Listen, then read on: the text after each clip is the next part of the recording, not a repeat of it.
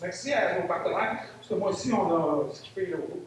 Je vous demande qu'il faut lâcher du lest, si vous voulez. Mais merci d'abord et avant tout à IDE, qui est notre partenaire via Halo sur une base régulière, mais qui aujourd'hui nous fait nous prête ce lieu, parce que Touriste Trois-Rivières est une créature de l'IDE, tout comme Halo l'est, ou l'ouvrage, ou en tout cas, je peux en nommer le torréfacteur des Trois-Rivières, qui depuis les débuts nous caféine. Le panetier, qui nous viennoise.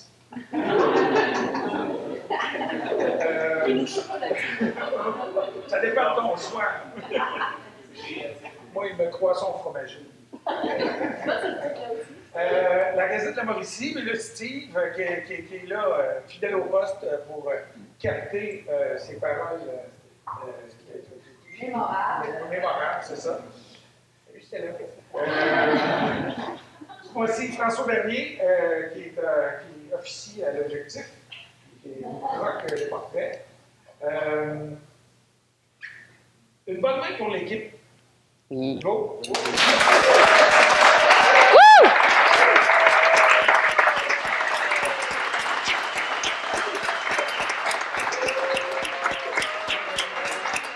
L'équipe sans qui, tout ça n'est pas possible. Peut-être comme ceux qui ont touché à l'événementiel savent, puis je pense qu'il y en a plusieurs dans la salle. On a un comité qui est constitué de Mélanie Gamache, Valérie Lupien, Louis-Étienne Villeneuve, Jean Blair, Marie-Michel Lemay, Véronique Massy et moi-même. Mais on a aussi des super V, il y a genre beaucoup aujourd'hui qui sont au poste régulièrement. Antoine, Gabriel, il y a Lisiane qui vient de se joindre à nous. Il y a des gens que, Étienne Boisvert est souvent là comme photographe. Il y a des gens que, depuis notre appel à se joindre à l'équipe des dernières semaines, des derniers mois, il y a Guillaume Chevalier-Janson qui va joindre. François, là, il a suppléé la photographie, mais va probablement être sur les rangs.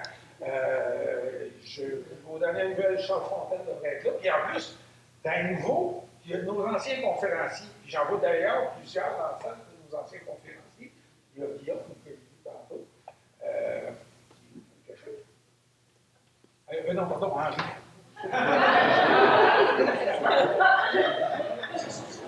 Je voulais faire ça. C'est tout stagé, c'était pour vous montrer que j'avais besoin de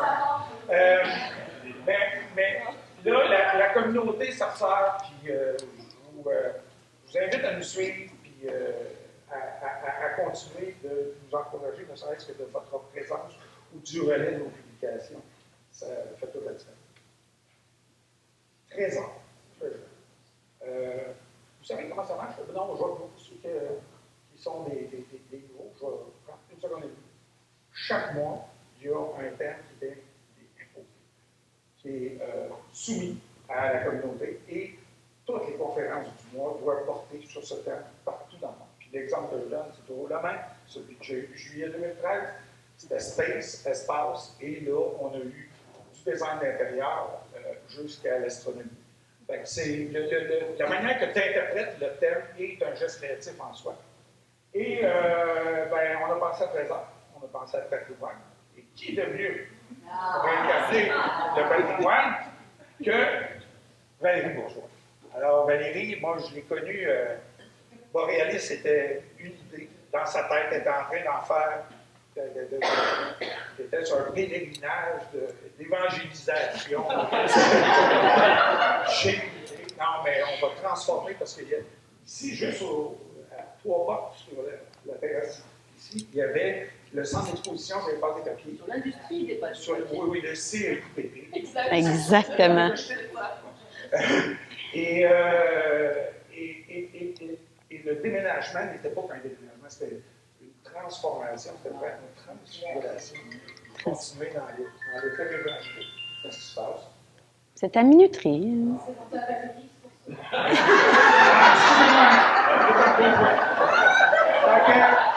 Je l'ai vu pour la première fois sur un plateau de télé. Elle s'en venait parler de son projet à TVA.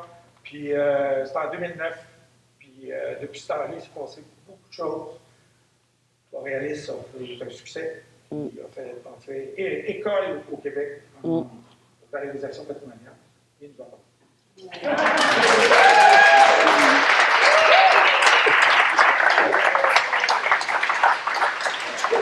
Bon matin tout le monde. J'ai beaucoup de fébrilité ce matin parce que c'est probablement... ceci est une présentation personnelle, donc vulnérabilité. Aujourd'hui, je vais me dévoiler non pas comme étant Valérie de Culture Trois-Rivières agissant au patrimoine, mais Valérie, celle qui aime la vie et celle qui essaie de faire chaque jour une journée meilleure. Donc, ça se peut que je pleure à la fin parce que pour la petite histoire, Borealis, c'est... tout à l'heure, je vais le dire. On va commencer par le début. Commençons par le début. Trésor pour un patrimoine pas plate, quand Denis m'a approché, j'avais de la difficulté à voir, tu sais, le lien trésor, patrimoine. Puis là, en discutant, il dit, oui, mais c'est le patrimoine pas plate et c'est un mot qu'on a utilisé longtemps à Borealis. J'ai mes 2 ici de Borealis, donc c'est parce que je me disais, je suis tellement le fun dans la vie, je peux pas faire du patrimoine plate. Ça n'existe pas, donc c'est là qu'on a commencé à dire, on faisait du patrimoine pas plate. J'ai découpé ma présentation juste par souci, présentation de moi, mais là, Denis le fait, donc je vais le skipper vraiment vite. Définition, et 3 mots très porteurs pour moi, source, origine et cœur, vous verrez pourquoi. Et à la fin, patrimoine pas plate. J'ai probablement beaucoup de coquilles. J'ai fait ça très tard hier soir. Je me suis pas vraiment relue, mais comme à l'université, nos meilleurs travaux se font vers minuit, 1h du matin, c'est à peu près à l'heure que je me suis couchée. Alors, qui suis-je? Petite fille d'Abitibi, je suis née à Amos, grandie à Val-d'Or, je suis atterrie à Trois-Rivières parce que mes parents, ma mère aimait rénover des maisons et mon père aimait les défis professionnels. Donc, aux 2 ans, 4 ans, on déménageait. Donc, si vous vous demandez pourquoi je suis aussi sociale, c'est que j'avais pas le choix de me faire des nouveaux amis à chaque fois. J'arrivais toujours dans les nouveaux milieux, j'ai toujours reparti des nouvelles gangs, mais mon port d'attache maintenant, c'est Trois-Rivières parce que ça fait enfin bientôt 30 ans que je suis à la même place. Donc, merci Trois-Rivières. Écoutez, ça, c'est ma petite photo professionnelle. Borealis, je peux pas faire autrement. Transfert aussi avec Romain, qui est maintenant directeur du patrimoine à Culture Trois-Rivières. Et vous tous qui me connaissez, ma passion de baseball que j'aime profondément. C'est ça. Je suis une fille passionnée. Trésor. Et vous verrez tout à l'heure pourquoi. Moi, j'aime beaucoup les définitions dans la vie parce que ça nous donne un point d'ancrage. Et quand Denis, justement, m'a demandé trésor, j'ai dit, faut que je me trouve un point, faut que je trouve un lien, tout ça, puis je vais aller voir les définitions dans le dictionnaire. Et là, j'avais 3 définitions différentes. La première, c'est très conventionnel, richesse, fortune, ressources, c'est parfait. J'ai beaucoup aimé la deuxième. Source, origine, cœur. Et là, je dis, ça me parle beaucoup. Et la troisième, qui est un peu un amalgame des deux, c'est un amas d'objets précieux souvent cachés, choses jugées précieuses. Je crois que notre patrimoine, c'est ça. La chose, elle est soit grande, soit petite, mais souvent, c'est caché. C'est pas toujours estimé à sa juste valeur, mais quand on découvre, ça fait comme le rayon de soleil dans les nuages, c'est comme des petits anges qui descendent. Donc, c'est ça, c'est le patrimoine. Et j'ai mis aussi pour ceux, Alexandra, le manoir d'Annie Carvel. Source, ma passion des dictionnaires. C'est vraiment plate, mais je vous le dis, je suis pas plate. Quand j'étais petite, j'adorais les romans historiques que je lisais à la tonne. Et mon trip, après avoir fini un roman, c'était de passer des heures dans le dictionnaire. Et là, je retrouvais tous les personnages historiques que j'avais eus dans les romans et je voulais savoir pourquoi. Je voulais savoir leur vie. Et là, je fouillais dans les pages, puis là, je faisais des liens, je pouvais passer des heures. Moi, je n'allais pas dehors, moi, je lisais le dictionnaire. Donc, j'ai fait ça vraiment longtemps. C'est ma passion de l'histoire, puis je voulais comprendre pourquoi. Pourquoi la guerre? Pourquoi telle personne a fait telle chose? Et là, tous les liens que je découvrais m'amenaient encore plus loin. Et des fois, c'est ça. Il y a des étés complets, j'ai passé sur mon divan à regarder le dictionnaire. Donc, source, c'est mon lien. Source. Ma passion pour les grands personnages historiques a changé Évidemment en vieillissant, parce que quand tu es tout petit, c'est les rois, les reines, c'est ces gens-là fabuleux qui t'animent. Arrivé à l'université, c'est complètement l'inverse. C'est là où j'ai commencé à me passionner pour ceux qui n'ont pas écrit l'histoire, mais ceux qui l'ont fait. J'ai eu des cours de révolution industrielle où on parlait de l'histoire des ouvriers. J'ai eu des cours d'histoire des mentalités où on nous apprenait à ne pas juger l'histoire, mais à comprendre la mentalité des gens. Donc, pourquoi les gens faisaient ça? C'est pas parce que ils aimaient ça. Des fois, c'est tout le contexte socio-économique de l'époque qui nous amenait. Donc, le rapport à l'individu, le rapport à l'histoire, le rapport à l'être humain, c'est vraiment construit là. Et puis, c'est ça. Puis ici, vous avez une image de draveur pour commencer à implanter le sujet. À l'université, c'est aussi un grand rendez-vous manqué. Parce que j'avais un cours où on nous a demandé de prendre le témoignage de nos anciens, nos grands-parents, découvrir, et je trouvais ça plate. Je dis, toi, tu veux que j'interviewe mon grand-père pour lui demander ce qu'il fait? Il gère une épicerie à Amos, tu sais. That's clear, tu sais, j'ai vraiment eu... Mais probablement parce que du haut de mes 19 ans, je me pensais tellement king. Puis je disais, de toute façon, tout est dans les livres. Là, je lisais mes livres historiques, tout ça. J'ai vraiment passé à côté d'un trésor caché. Mais c'est un rendez-vous manqué, mais je me suis surpris par la suite. Là, je vous cache, hein? Je vais essayer d'être comme c'est ici. Origine. Il faut tous dans la vie un moment déclencheur. Moi, c'était au vieux presbytère de Batiscan. C'est mon premier emploi professionnel. J'ai commencé là, je venais de finir l'université, plein je dirais, plein de rêves, plein d'ambitions. J'ai commencé comme guide touristique. Après ça, j'ai fait responsable de l'animation. J'ai été directrice adjointe. Et c'est là où j'ai vraiment eu mes premiers contacts avec le patrimoine. Les maisons anciennes, l'objet, l'histoire aussi, parce que au vieux presbytère de Batiscan, faut y aller. Si vous n'êtes pas encore allé, c'est le temps d'y aller. Le lieu est quand même inusité. Son histoire aussi, le personnage, c'est Wenceslas Fréchette, qui en 1816, je me rappelle encore, était curé à Batiscan. Et à un moment donné, parce que le village s'était déplacé, a voulu construire une nouvelle église plus grosse, plus fantastique. Et la petite église qui avait été là, qui datait de l'époque, il en a fait une fabrique d'allumettes. Alors, qu'est-ce que vous pensez qui est arrivé? Ça a pogné en feu. Alors, mais c'est toute cette histoire-là de curé, entrepreneur, controversé dans son village et tout ça. J'ai trouvé ça carrément fantastique.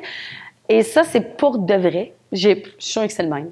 J'ai porté ce kit-là parce que Alain Bourbonnais, qui est mon premier mentor professionnel, s'il nous a fait faire n'importe quoi. Sortir des sentiers battus, nous amener à aller plus loin. Imaginez-vous, moi, j'avais le kit de curé comme ça, là. On faisait des pièces de théâtre historique. Des fois, ils nous envoyaient, on avait des soupers spaghettis, ils m'envoyaient dans les rangs. Habillée en curé, je chognais à la corde, aux portes des gens, puis je vendais mes billets à 5 piastres. Et ils m'envoyaient à un moment donné au parc de la Rivière-Batiscan. Les gens me fuyaient, ils pensaient que je faisais partie d'une secte religieuse. C'est fou! Là, je me promenais, non, je dis, non, mais je vends des billets pour le... Personne m'écoutait, tu sais. Puis je dis, Alain, ça marche pas. Ah ouais, continue, sors le lion en toi. C'est ça. Donc, c'est ça. Dire, pas avoir peur, faire autrement, être audacieux, passer à travers les barrières, dire, c'est pas grave, je suis capable, go. Ben c'est au vieux presbytère que j'ai appris à sortir des sentiers battus au sens propre et figuré. Parce que imaginez, au parc de la Rivière-Batiscan avec une espèce de soutane, on la lavait quand même, mais je la regarde, je suis sûre que c'est la même. C'est ça. C'est le même béret. Imaginez, j'avais les cheveux longs avec un béret. C'était complètement spectaculaire. Origine aussi, Denis en a parlé tantôt. On peut pas passer à côté. C'est mon début professionnel à Culture Trois-Rivières qui s'appelait à l'époque la Corporation de développement culturel de Trois-Rivières. À cette époque-là, il y avait le CEIPP, donc le Centre d'exposition sur l'industrie des pâtes et papiers. Michel Jutras, qui était notre patron de l'époque, m'a embauché au téléphone. Parce que la personne qui s'occupait du CEIPP prenait une année sabbatique, puis on s'était vu au Vieux Presbytère, mais surtout au Moulin Seigneurial, parce que c'est un autre lieu où j'ai travaillé. Et puis à un moment donné, il y avait un emploi. Puis là, j'ai comme appris qu'il y avait un emploi. Donc j'ai appelé, puis pendant 1 heure, on a jasé, puis il dit, quand est-ce que je vous rencontre? Il dit, je t'engage. Je dis, mais c'est parce que j'ai pas passé d'entrevue. Non, c'est bien correct. Il dit, je t'engage. C'était comme ça dans le temps. Aujourd'hui, c'est différent. Autant au Vieux-Presbytère, c'était facile de raconter l'histoire. Tout le monde était comme « Ah, c'est le fun! » Et là, je parlais de pâte et papier.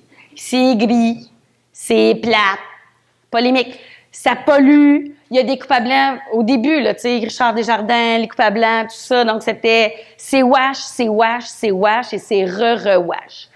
Donc, on avait quand même... Puis aussi, rupture sociale, ça, c'est... Je vous l'ai dit, moi, je viens d'Abitibi. Et ce que j'ai remarqué quand je suis arrivée à Trois-Rivières, c'est à quel point, c'est mon interprétation personnelle, c'est zéro scientifique, là. Donc, s'il y a des historiens amateurs, venez pas dire que j'ai une mauvaise étude sociologique ou historique de la chose, mais comment moi je l'ai ressenti, c'est qu'il y avait un rejet des pâtes et papiers ici. Il y avait un rejet des pâtes et papiers. C'est comme si on voulait plus en entendre parler. La CIP venait de fermer, ben PFCP, etc. Et il y avait comme une espèce de... On veut aller vers la nouvelle économie, on veut revitaliser le centre-ville, on veut aller vers ailleurs. Donc, il y avait comme une rupture. Donc, parler en plus des pâtes et papiers, c'était comme pas sexy non plus.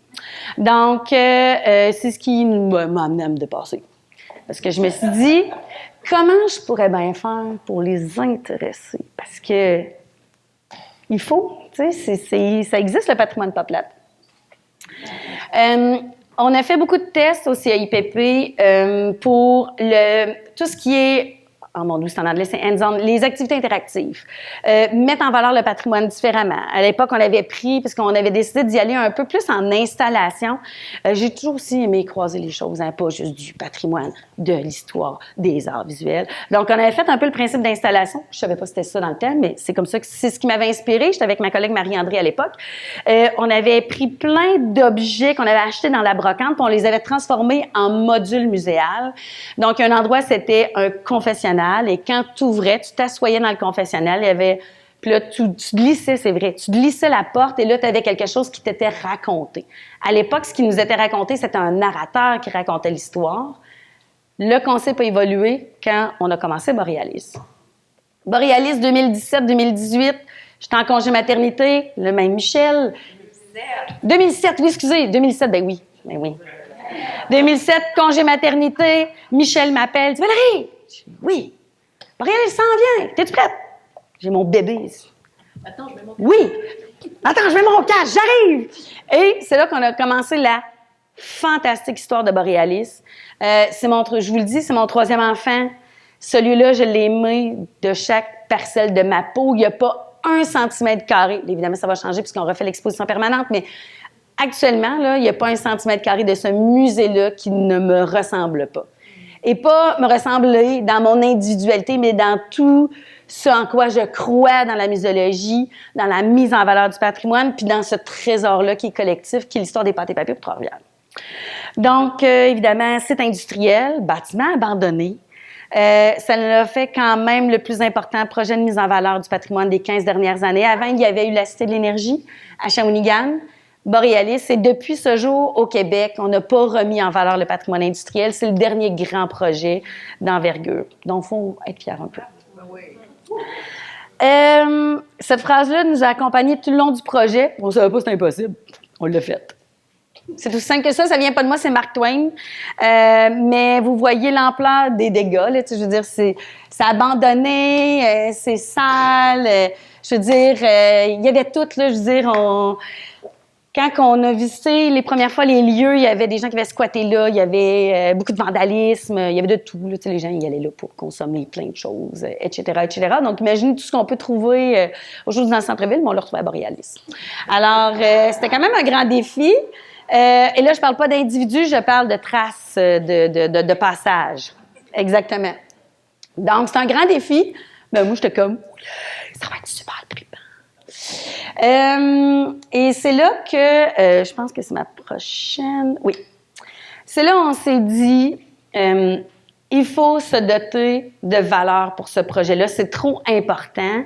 À l'époque, on nous avait dit, ben en tout cas, c'est encore une fois Michel, c'était mon patron à l'époque. Donc, Michel qui était peu présent au projet, mais il m'a dit une chose importante et il l'avait dit à l'équipe à l'époque. Et il dit, vous allez faire des multitudes de projets dans la vie, mais vous allez créer qu'un seul musée. Donc, faites-le bien. Et c'est la phrase que j'ai répétée parce que j'étais un petit peu chargée de projet là, avec les ingénieurs, les architectes, les entrepreneurs généraux. Puis je leur avais dit exactement cette phrase-là. Je dis, vous allez faire des buildings, des hôpitaux, des blocs appartements, mais un musée, il y en a un dans votre vie. Il faut vraiment le réussir, il faut bien le faire. Et ça l'a guidé tout le long du projet, j'en suis vraiment très fière.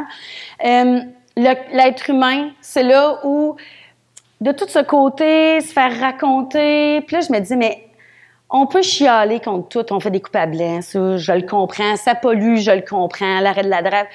Mais on peut pas reprocher à quelqu'un d'avoir passé sa vie et d'avoir aimé son métier. Et c'est là que tout ce qui s'appelle les témoignages, aujourd'hui on appelle ça le patrimoine mémoriel, c'est là qu'on a commencé à faire une incursion. On a trouvé une vingtaine de bûcherons, draveurs, papetiers. On les a interviewés pendant 1 heure et demie. Puis on leur dit, racontez-moi votre vie. Et ces gens-là se sont laissés aller à parler de qu'est-ce qui les motivait, et aussi leur grande tristesse de se sentir un peu incompris aussi, parce que quand toutes ces industries-là ont arrêté, ben pour eux, c'est comme si leur vie aussi avait arrêté. Donc, on a voulu les remettre en valeur. Donc, ici, M. Blanchet qui est décédé, sa fille, quand elle est venue nous voir à l'ouverture, elle nous a dit merci parce qu'elle dit « Je comprends enfin maintenant la vie de mon père ». Grande musologue à l'international, elle œuvre en Suisse depuis des années, avait jamais compris pourquoi son père s'était levé à tous les matins, puis était allé travailler avec sa petite boîte à lunch. Puis elle a dit merci. Donc, des témoignages comme ça, j'en ai des centaines qu'on a eu pendant les 10 années que j'étais à Borealis. Donc, l'être humain au cœur de nos préoccupations, faire autrement, générer des émotions. C'était un peu ce qui nous a amené. Les défis, jeune équipe, j'avais 35 ans. Les gens avec qui je travaillais pour l'équipe musée, tu sais, je veux dire, on était toutes jeunes, là, c'était de 22 à 35, j'étais la plus vieille, tu sais. On voulait, donc, on ne savait pas que c'était pas possible, tu sais. C'était vraiment drôle. On voulait faire plus qu'un musée. C'est un projet qui est ambitieux, vous le voyez, tu sais, le avant, après. L'équipe de la ville a été extraordinaire dans ce projet-là. Les professionnels qu'on est au dossier, les architectes, les ingénieurs, l'entrepreneur général, Benoît Gauthier, qui à l'époque était au Musée Époque, qui a été mon mentor sur l'ensemble du projet. Aussi, tous ces gens-là nous ont amenés vraiment à faire le plus beau des projets. Je crois sincèrement que chaque personne s'est dépassée. Tu sais, des fois, tu penses que tu vas au bout, là. Bien, tu vas encore plus loin. Je pense que ces gens-là, Mario aussi, qui a travaillé à l'époque, donc je pense que tout le monde y a mis du sien pour en faire le plus beau des projets, même si c'était super difficile. Tu sais, la veille, l'inauguration et des vitres qui pétaient. Tu sais, comment, Seigneur. Pas grave. The show must go on. Ce que ça nous a permis, encore une fois avec le cœur, je pense qu'on a permis une réconciliation parce que les premières personnes qui ont mis les pieds à Borealis, c'est les anciens travailleurs. Avant même l'industrie, les journalistes, on avait invité tous les anciens de la CIP puisqu'on avait encore certains leurs coordonnées. Ils ont été les premiers. Plusieurs ont pleuré. Plusieurs se sentaient comme privilégiés qu'enfin, socialement, on reconnaisse leur travail. Donc, je pense qu'on a permis à quelque part une certaine réconciliation. L'appropriation du musée par les gens et assurément, les gens maintenant à Trois-Rivières sont fiers des pâtes et papiers, ce qui est quand même pas pire. On a donné aussi la voix à ceux dont l'histoire n'est pas racontée. Puis là, j'ai mis les femmes parce qu'on a aussi fait une magnifique, cet été, dernière fois, il faut la voir, Femmes de papier. Si on n'a pas la voix des hommes dans les livres, imaginez la voix des femmes. Donc, les mères qui, pendant que leur mari partait, tu sais, non, Émilie Bordelot, elle était quand même enseignante. Mais imaginez toutes les autres mères que le mari partait des mois entiers, 12 enfants, il revenait, 2-3 becs, un autre enfant repartait. Ben, c'est ces femmes-là. Ben là, mais c'est vrai, là, plus, mais là, on est le matin. Si on était le soir, on aurait pu aller sur un autre sujet, mais là, on est le matin. Donc, la voix des femmes. La voix des femmes est super importante. C'est des voix silencieuses, c'est des voix où parfois leur vie est en parallèle aussi de leur mari. Mais elles sont ô combien importantes parce qu'elles ont aussi contribué à construire notre histoire collective. Je pense qu'on a humanisé le patrimoine pour en faire un patrimoine pas plate. Je pense que c'est un peu ça qu'on a réussi. Alors, patrimoine pas plate. Ça vous appartient à tous. C'est à vous de faire que le patrimoine n'est pas plate. Si moi j'ai réussi, vous pouvez le faire. Soyez curieux. C'est ça que j'ai écrit? Oui. Soyez curieux. Intéressez-vous aux gens, ceux qui l'ont construit. Il y a assurément dans chaque édifice, église, peu importe, objet, il y a une histoire derrière ça. Il y a quelqu'un qui l'a fait. Il y a quelqu'un qui l'a vendu, qui l'a créé, qui l'a habité. Donc, ça peut pas être autrement que extraordinaire. Sortez des conventions, faites autrement. Tu sais, je veux dire, c'est ça. Creative Morning, soyons fous. Oups, c'est ça ici. Patrimoine pas plate, je pense, encore une fois, moi, Borealis, c'était le trésor de ma vie. Je recommence à encore être émotive. Je vous le dis, j'en parle à chaque fois. Ça fait 3 ans que je suis plus là. Puis à chaque fois qu'on en parle, on a inauguré Histoire sur l'eau il n'y a pas longtemps. Puis là, j'étais comme... c'est vraiment, dans ma vie professionnelle, c'est le plus beau projet. C'est les plus beaux contacts humains avec mes racines historiques et tout ça. C'est là que je l'ai eu. Donc, mon trésor à moi, ben, c'est ça. C'est Borealis. Mais votre trésor à vous, je vous invite à le découvrir. Encore une fois, intéressez-vous aux gens, vous allez le trouver parce que le patrimoine, c'est pas plate. Voilà. Ah! Merci. Et il y a plein de patrimoine à Trois-Rivières. Parce qu'à Culture Trois-Rivières, on ne fait jamais les choses autrement. Vue parallèle, fait par Alexandra. Il y a les histoires sur l'eau que me fait voir à Borealis. Maintenant, il y a plein de choses. Musée Pop qui fait aussi les choses à sa façon. Musée des Ursulines, 375 ans. Caroline, t'es juste là. Ah, c'est pas... 325 ans. J'ai dit quoi? 375? Bon, je vous ai vieilli un petit peu. Sinon, tous les autres collègues, donc, Trois-Rivières, c'est une ville d'histoire, c'est une ville de culture, c'est une ville de patrimoine. Soyez curieux puis visitez notre ville. Merci. Oui. Ah, des questions? Ben oui, ben oui.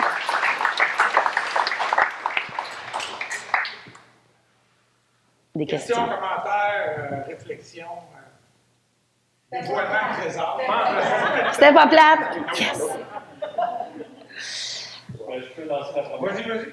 C'est juste pour lancer. Mais d'abord, merci. Merci beaucoup. Merci, David. Pour partager ta passion comme ça avec nous, tout ce qui t'a animé. Puis moi, je trouve ça bien parce qu'on est arrivé à peu près en même temps dans la ville. Ouais. Donc moi, je me dis, c'est extraordinaire les gens qui sont ici depuis le tout début à Trois-Rivières. Mais ceux qui choisissent la ville et qui y demeurent, ça fait autant de... c'est le petit bout que je voulais dire. Je trouve ça intéressant d'avoir réussi effectivement à lancer Borealis au moment où on sortait la coulée de la rivière. Oui. Il y a ça aussi. Perte d'emploi, mais c'était quand même le cœur, puis d'avoir remis ça au cœur de la ville, puis d'avoir permis de rayonner de cette façon-là.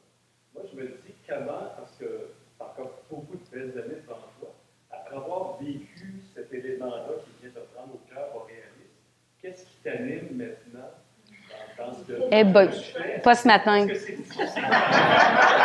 Pas ce matin. penser à autre chose après avoir vécu des émotions aussi fortes? C'est une excellente question. Mon employeur est là, donc je vais faire attention. Non, c'est une joke.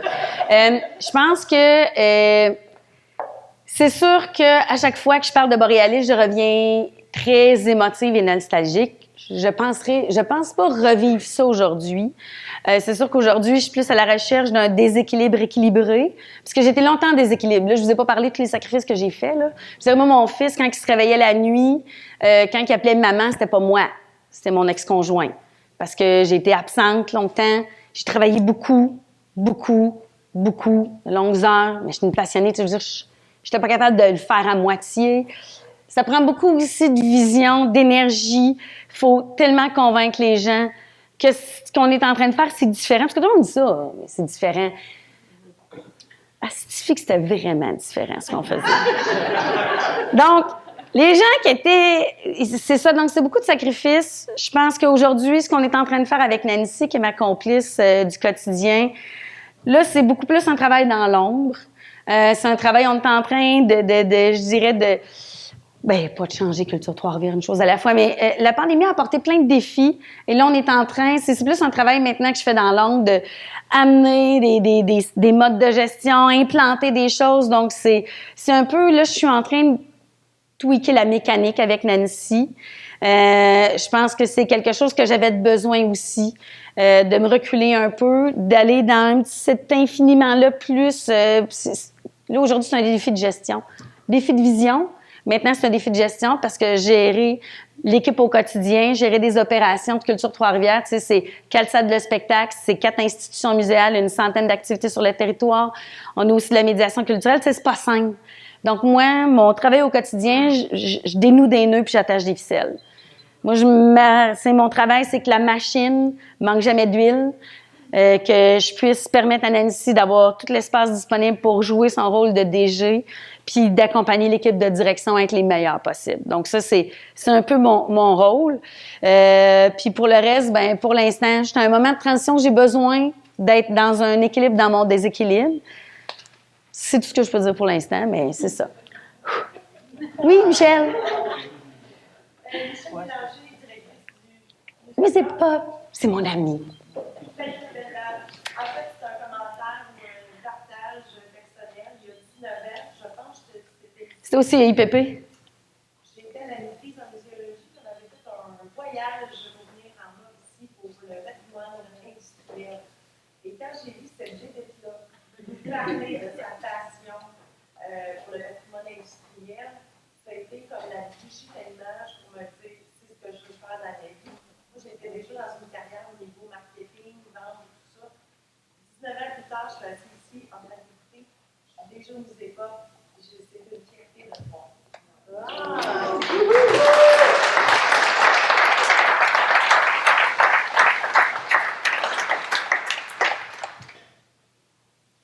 Oui, Ami?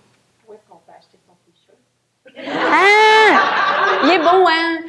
Ben, c'est à chaque année, on se fait faire des t-shirts. Puis ça, c'est celui de là, genre 2 ans, je pense, Nancy. C'est ça.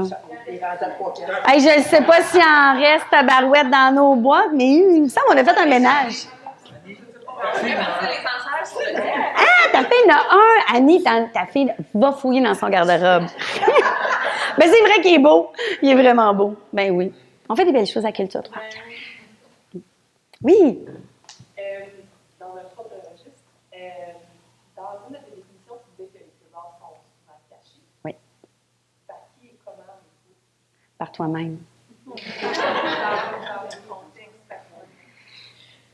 Ben, c'est sûr que, mettons, touristiquement parlant, il y a tout ce qu'on appelle les offices de tourisme, les guides touristiques, TripAdvisor, peu importe, mais je te dirais, moi, les plus belles choses que j'ai découvertes, c'est quand je me suis perdue dans des ruelles à Paris. C'est quand j'ai pris un chemin de traverse qui n'était pas le vrai chemin. C'est quand je me suis autorisée à pas visiter les grands sites touristiques.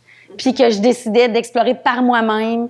Je me rappelle, voyage Paxac, université, on se perd à Paris. On est comme, oh Seigneur, j'étais avec une collègue d'école. Ben, on a découvert des ruelles extraordinaires. On s'est fait accueillir par un couple qui nous a invités à souper, qui nous a parlé toute la soirée de l'histoire de la ville. Eux ont été notre trésor et on a plus appris de Paris en soupant avec eux autres, un petit peu de vin, que probablement en visitant Notre-Dame de Paris et tout ça. Donc, j'ai vraiment une conception complètement différente de la vie des trésors. J'aime les choses historiques, mais souvent, je m'en lasse rapidement. J'aime mieux, justement, l'être humain, là, c'est tellement plus porteur. C'est là, moi, c'est mon trésor, mais je pense que tu as à découvrir le tien. Parce que il est un trésor pour moi, parce qu'il fait du sens pour moi. Tu sais, tout ce que je te raconte, peut-être tu dis oui, mais moi, ce que j'aime, c'est visiter les cathédrales. Visite les cathédrales. Essaie juste de trouver le guide qui fera pas sa petite cassette, puis tu feras pas sa 8e visite de la journée. Essaie de trouver celui qui vient de se réveiller, puis tu vas être sa première ou 2e, tu sais. On faisait même des tours à Vatican à l'envers. Parce que des fois, on était tellement tannés de raconter la même histoire. Des fois, on se disait comme challenge, hey, on la fait à l'envers. Puis là, on disait, hey, ça vous tente-tu de faire autrement? C'est ma 3e visite de la journée, ma 4e, on le fait autrement. On partait, je dis, amenez-vous. Là, je les ai amenés complètement au fond. Hey, sinon, il fallait que je reste intéressante. Des fois, je répétais mon affaire 5, c'est ça. Donc, je faisais des visites à l'envers. J'ai tout fait, des visites. Voulez-vous des objets? Je vous parle juste d'objets aujourd'hui. Aujourd'hui, tu fais plus ça parce que tu suives ton standard, là, mais... J'ai bien de la misère à suivre les sentiers battus, mettons. Oui, Val? Pour faire du pouce sur la question précédente, en fait, je trouve que ce que tu as apporté aussi, parce qu'on se connaît depuis le début de l'époque... Elle a été celle qui m'a intégrée à l'industrie touristique. Ah, ben, et toi, tu étais celle qui répondait au téléphone et qui disait « Centre d'exposition sur l'industrie des pâtes et papiers. » Bonjour! C'était très long. C'était très long. Mais en fait, tu sais, on parlait de caché et de trésor caché, mais je pense que le côté caché, tu as dit, ça vient de soi, ça vient de nous tous aussi collectivement. Faire valoir le patrimoine, surtout industriel, en général, longtemps on l'a caché parce que c'est moche, ça pue, on y associe des choses négatives de l'intérieur. Mais je pense qu'au contraire, le faire valoir à travers, comme tu l'as fait, à travers des humains, à travers des histoires de vie, des histoires de famille, c'est redonner de la valeur, c'est revaloriser tout un pan de l'histoire, de valeurs sociales qu'on ne doit pas cacher, parce que ça fait partie de ce qu'on est, ça fait partie de là où on vient, il faut être fier de là où on vient, donc c'est tout à fait aussi.